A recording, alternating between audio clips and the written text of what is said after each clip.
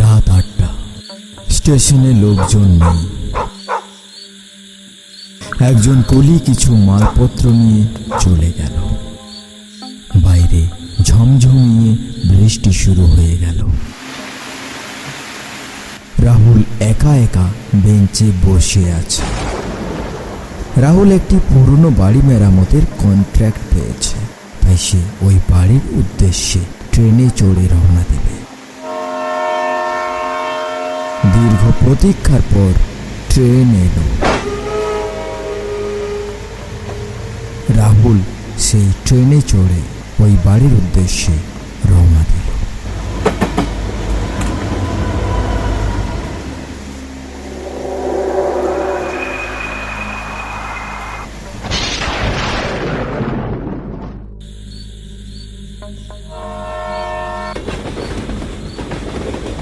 মা, আর একটু পরেই পৌঁছে যাব। ওখানে নেটওয়ার্ক তেমন নেই, কিন্তু হয়তো তোমাকে ফোন করতে পারবো না, কিন্তু নিজের খেয়াল রেখো মা।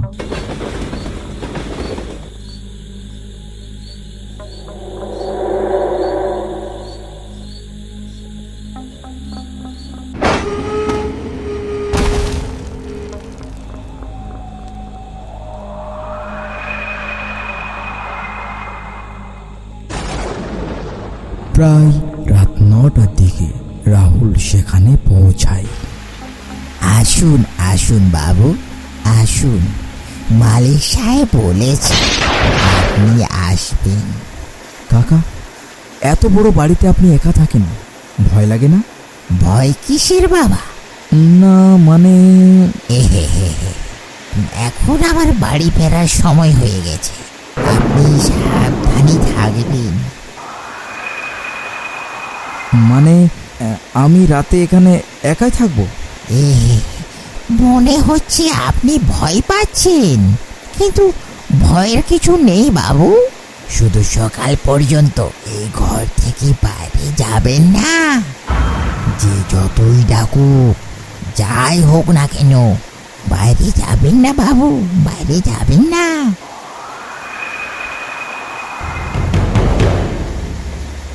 যেই ডাকুক মানে? আমি তো এখানে একা, আমি নতুন, আমাকে আবার কে ডাকবে? তারপর রাতে? কি জানি কি বলছে কাকা।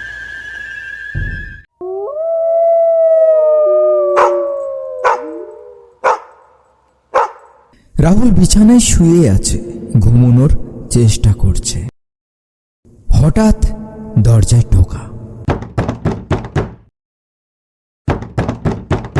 রাহুল বাবা, দরজা খোল। মা? না। রাহুল, রাহুল বাবা, দরজা খোল। এটা মা কিভাবে হবে? মা তো বাড়িতে। আমার ব্যথা লাগছে, রক্ত বের হচ্ছে। কাকা বলেছিলেন সকাল পর্যন্ত বাইরে যেও না, কিন্তু এটা তো আমার মায়ের গলা। তাহলে এটা কি মা নয়? নাকি মা, নাকি অন্য কেউ? আমাকে একটু মায়া কর বাবা, দরজাটা একটু খোল। এই বৃষ্টির মধ্যে আর দাঁড় করিয়ে রাখিস না। হঠাৎ আলমারি পড়ে যায়। রাহুল চিৎকার করে ওঠে। আমার মনে হচ্ছে এই জায়গা নিরাপদ নয়, এখান থেকে আমাকে বেরোতেই হবে। দরজা খোলা মাত্র মেঝেতে রক্ত দেখতে পাই।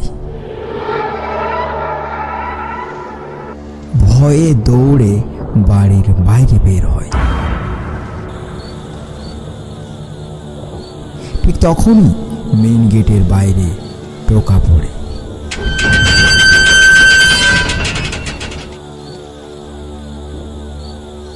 কে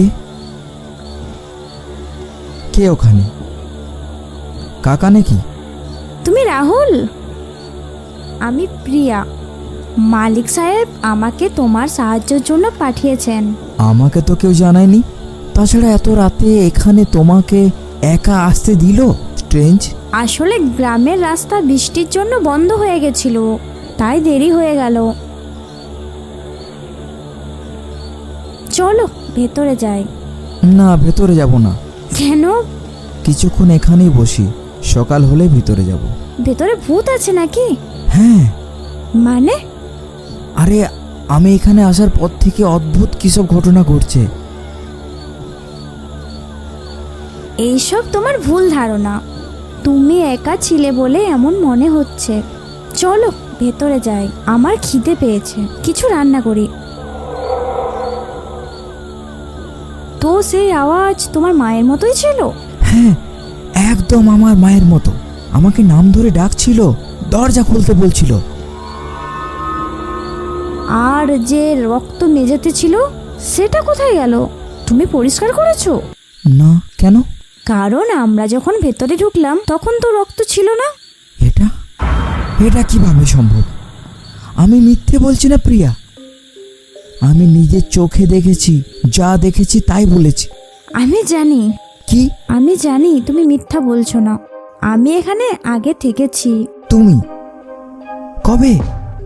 অনেক আগে, যখন আমি বেঁচে ছিলাম। ভয় পেলে নাকি? ভীতু কোথাকার। দেখো প্রিয়া, এমন মজা কিন্তু ভালো না। ঠিক আছে, সরি। আমি শুধু পরিবেশটা হালকা করতে চেয়েছিলাম। আচ্ছা, তোমার বাড়ি কোথায়? কেন, বিয়ের প্রস্তাব নিয়ে যাবে নাকি? আরে, তুমি কি সবসময় মজা করে থাকো নাকি? তোমার জীবনে দুঃখ কষ্ট বলে কিছু নেই? যার জীবনই নেই তার জীবনে দুঃখ আর কষ্ট কেমন করে থাকবে? আবার শুরু করছো? আচ্ছা শোনো, আমার বাড়ি পাশের একটা গ্রামে। তাহলে তুমি কখনো এই বাড়ি সম্পর্কে শুনোনি যে এখানে ভূত আছে কি না? হ্যাঁ শুনেছি। তুমি কি সেই ভূতের গল্প শুনতে চাও? হ্যাঁ, বলো না। আজ থেকে 15 বছর আগে এক মহিলা ও তার 7 বছরের মেয়ে এখানে এসেছিল। তারা খুব গরিব ছিল, শুধু বাড়ির কাজ করার জন্য এসেছিল। কিন্তু একদিন রান্না করার সময় সেই মহিলার শরীরে আগুন ধরে যায়।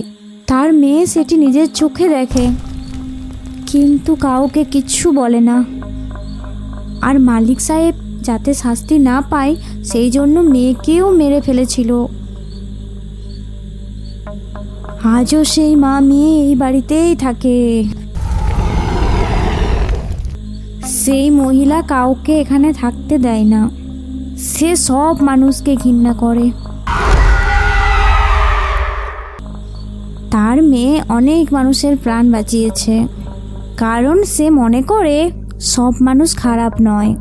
আচ্ছা, তুমি এত বিস্তারিত করে জানো কিভাবে? বলেছি তো, আমার বাড়ি পাশের গ্রামে। তাই চলো, সকাল হতে চলেছে, তুমি একটু ঘুমিয়ে নাও। তুমি সত্যিই আলাদা। জানি না কেন তোমার সাথে কথা বলে মনে হচ্ছে আমি নিরাপদে আছি। বাবু, সকাল হয়ে গেছে বাবু, উঠুন। এ বাবা, সারা রাত বাইরে, এখানে ছিলেন নাকি বাবু? রাতে সব ঠিক ছিল তো বাবু? ও বাবু, রাতে কি কিছু হয়েছিল? রামু কাকা, আপনি আচ্ছা লোক তো মশাই। আপনি বলেননি তো এই বাড়িতে ভূত আছে। ভালো হয়েছে প্রিয়া এসে গিয়েছিল। প্রিয়া প্রিয়া কোথায় গেল? এখানেই তো ছিল। কি বলছেন বাবু? প্রিয়া বেটিয়া এসেছিল? আপনি প্রিয়াকে চেনেন? চিনি মানে? সেই ছোট্ট থেকে চিনি। আমি তাকে কোলে খেলিয়েছি। সে তো 7 বছর বয়সে, অনেক দিন আগের কথা। কি মানে সেও? হ্যাঁ বাবু, সে তো মানুষ নয়, সে ভূত। আপনাকে বাঁচাতে এসেছিল বাবু। তার মা শুধু তার কথাই শুনে।